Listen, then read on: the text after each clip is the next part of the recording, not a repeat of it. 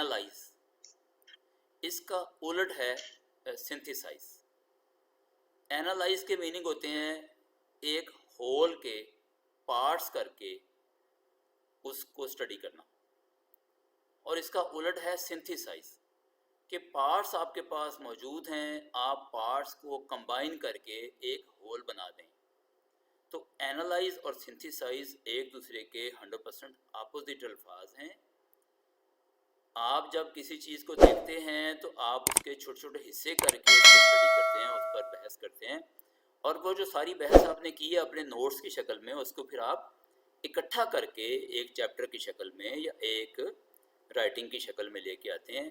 تو وہ جو آپ کے چھوٹے چھوٹے نوٹس ہیں جو ڈیفرنٹ اسٹڈیز میں سے آئے ہوئے ہیں، ان کو جب آپ ایک خاص ترتیب سے خاص جگہ لکھیں گے، اپنا مدعا یا اپنا مقصد بیان کریں گے ان کے ذریعے سے، تو اس عمل کو ہم سنتھیسس کہتے ہیں۔